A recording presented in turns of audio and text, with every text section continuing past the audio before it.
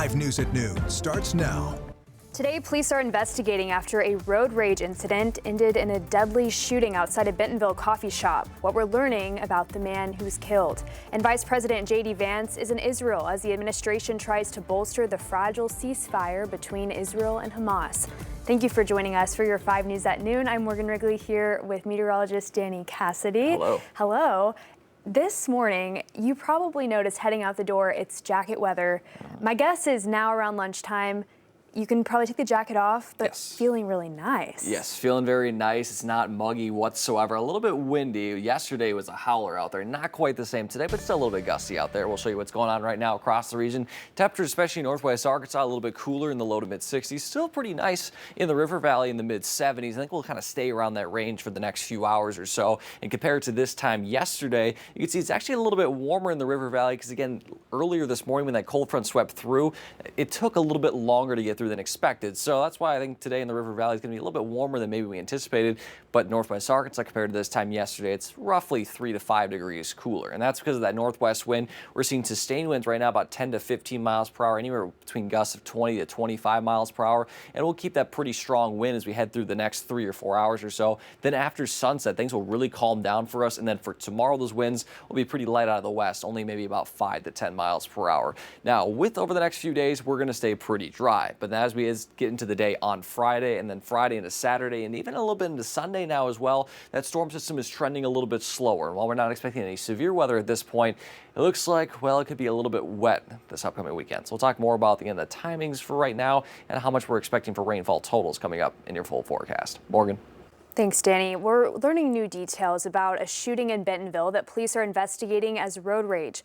We're also learning more about the man shot and killed. 5 News reporter Jacob Luthi has the details. Police say the shooting occurred near this parking lot off the busy intersection of Southeast 14th Street and Moberly Lane in Bentonville. Today we're learning new details about the man who died, 29-year-old Daniel Davidson from Rogers. His family says he was a father of 3 and was engaged, soon to be married. Davidson's family shared this photo of him with us. Bentonville police say they believe this shooting stems from what started as a road rage incident. Investigators believe it initially started as an argument.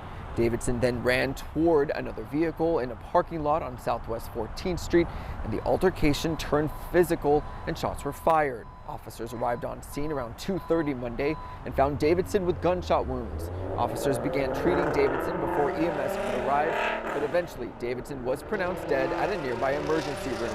Police say the other man involved in the incident stayed at the scene after the shooting and was cooperating with officers. He was released after an interview with detectives, and no charges have been filed at this time. Now, this all happened right outside of the Kennedy coffee shop.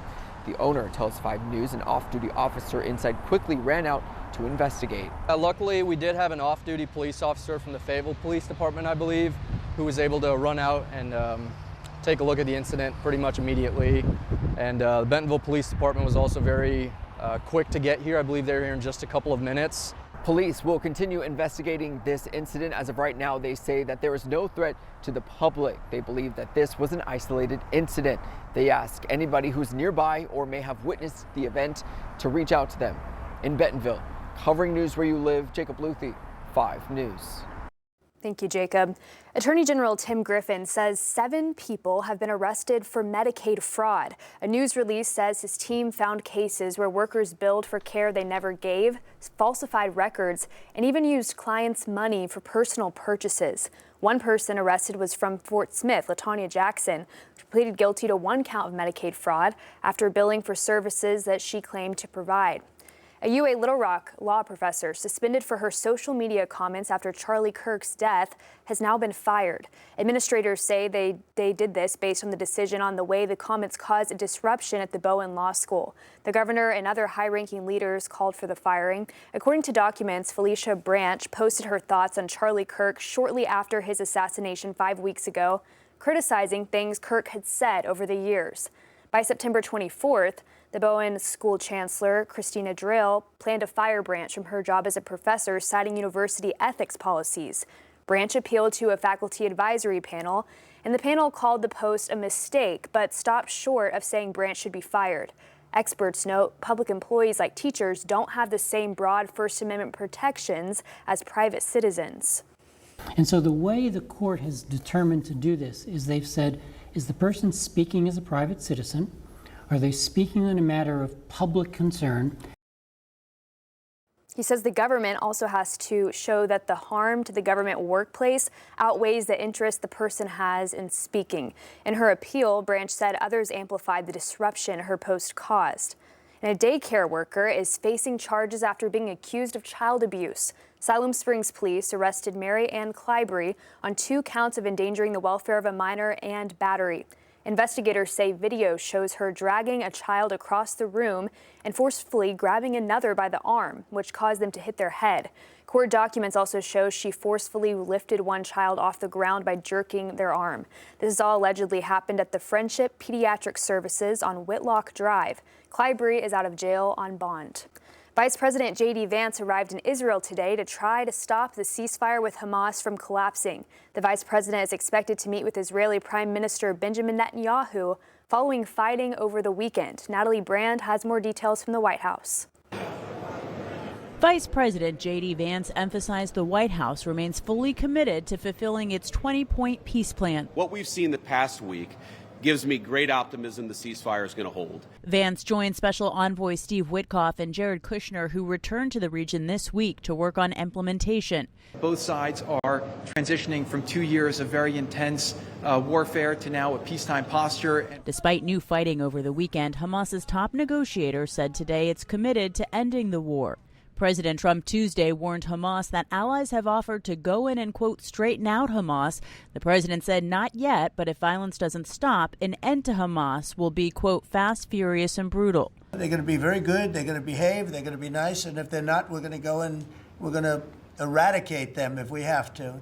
The administration says there will not be U.S. boots on the ground in Gaza, but American troops are part of the efforts to coordinate humanitarian aid and monitor the ceasefire.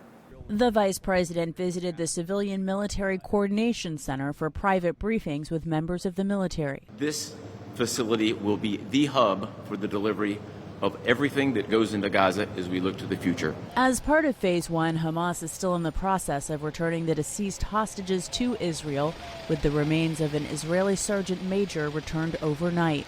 Wow. Witkoff and Kushner met with some of the living hostages and their families freed from captivity just a week ago. Natalie Brand, CBS News, the White House. A Senate vote has again failed to end the government shutdown, now entering day 21. For the first time, federal workers who oversee the nation's nuclear arsenal are among those officially furloughed. This was the 11th failed vote to reopen the government, with both parties still refusing to budge. Last week, the Department of Energy furloughed 80% of staff overseeing the U.S. nuclear stockpile, a move officials say has never happened before. States are also warning SNAP food benefits could run out. In Colorado, up to 600,000 people, half of them children, could lose assistance by November 1st. We're not going to negotiate on anything until Democrats stop holding government funding hostage. Our country is staring down the barrel of a healthcare catastrophe. Today, Senate Republicans will meet with President Trump at the White House, where smaller funding bills may be considered to pay key federal workers. EMS officials in Arkansas say halted payments due to the shutdown have left ambulance services in what they're calling a crisis. The Arkansas Ambulance Association says most ambulance services in Arkansas depend on Medicare, between 50 and 60% of their revenue. But the Centers for Medicare and Medicaid Services, or CMS, stopped processing claims during the shutdown. For rural communities, it's an even heavier hit. Add-on Medicare payments, which helps smaller towns offset lower call volumes, expired at the end of September. It puts us in a position where we may have to look at going and actually making a loan could possibly do that in order to pay our payroll on down the road. We have not been in that position yet. We are watching everything. Hines says the Arkansas Ambulance Association has now sent letters to the federal level asking CMS to restart Medicare payments again. A major security scare at the world's busiest airport in Atlanta, where police say they stopped a likely attacker. Authorities say the suspect was checking out TSA security when he was stopped and arrested. As Skylar Henry reports, police found a semi-automatic rifle with dozens of rounds in his truck. What are your reasons at the airport right now? We want to? Why are you at the airport? Oh, I'm just here. A body-worn camera shows the moment two Atlanta police officers approached Billy Joe Cagle at the airport's South Terminal Monday morning. Billy? Yes, ma'am. Police were canvassing for Cagle after his family called 911 less than 30 minutes earlier. We were alerted by family members that Mr. Cagle was en route to somewhere in the Atlanta area. They weren't sure. Ultimately, we found out it was the Atlanta airport, and that he had the intention to inflict harm to as many people as he could. Put your hands behind your back. Officers arrested Cagle in the terminal. He was unarmed at the time, but police say just outside in his truck, they found an AR-15 assault rifle and 27 rounds of ammunition. Surveillance video shows Cagle arriving in that vehicle at 9:29 in the morning. Police say Cagle left his pickup truck with a loaded semi-automatic rifle inside. He then went inside of the departure area here at the airport to quote-unquote scout the location. They say he planned on returning back to his truck to get his semi-automatic rifle. Inside the terminal, Cagle walked towards the security checkpoint and stayed there for a while before walking away. And I do believe he was likely to use that weapon inside the crowded terminal that he had just seen. We did have a tragedy averted today. Police describe him as mentally challenged and say that he is a convicted felon, which should exclude him from owning a firearm. Investigators say that they are looking into how he obtained that firearm as well as a possible motive. Skylar Henry, CBS News, Atlanta.